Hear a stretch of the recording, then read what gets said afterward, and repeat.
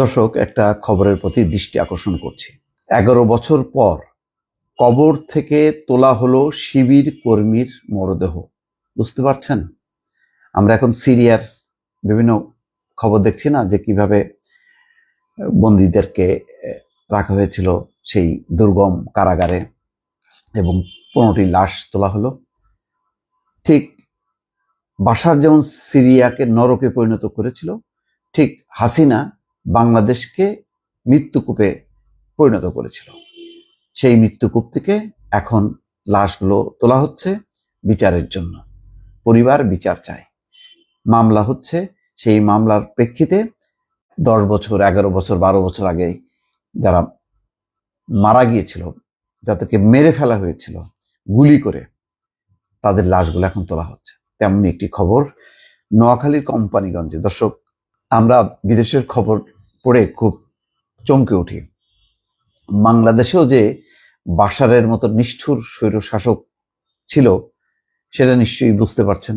অন্তত এই খবরটি দেখে 11 বছর পর যেই শিবির কর্মীর যে মরদেহটি তোলা হলো, তার মধ্যে একটি গুলিও পাওয়া গেছে। খবরটা হলো এরকম: মঙ্গলবার দুপুরে কোম্পানিগঞ্জ উপজেলার বসুরহাট পৌরসভার 6 নম্বর ওয়ার্ডের নয়ন হাজি বাড়ির পারিবারিক কবরস্থান থেকে 2013 সালে গুলিতে নিহত শিবির কর্মী মতিউর রহমান সজীবের মরদেহ উত্তোলন করা হয়। মরদেহ উত্তোলনের সময় বিপুল সংখ্যক জনতা ঘটনাস্থলে ভিড় জমায় এবং এখানে চারজনকে মারা হয়েছিল, গুলি করে পুলিশ মারে। সেখানে আওয়ামী লীগেরও ছিল, আওয়ামী লীগ পুলিশ তাদের যৌথ বাহিনী গুলি করে মেরেছিল।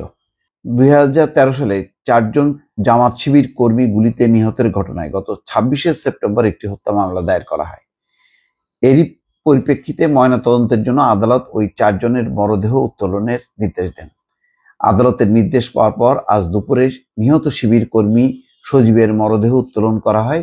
গুলিতে নিহত অপর 3 জামাত শিবির কর্মীরা হলেন সাইফুল ইসলাম, আব্দুল আজিজ রায়হান ও সাইফুল ইসলাম বাবলু। চিন্তা করতে পারছেন যে একটা জায়গায় 4 জনকে গুলি করে মারা হয়।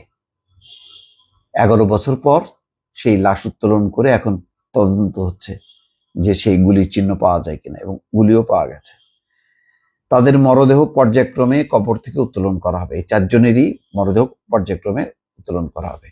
মরদেহ উত্তোলনের সময় উপস্থিত ছিলেন নির্বাহী ম্যাজিস্ট্রেট ও সহকারী কমিশনার মোহাম্মদ হাবেল উদ্দিন, গাজী মোহাম্মদ ফৌজুল আজিম সহ অন্যরা ছিলেন।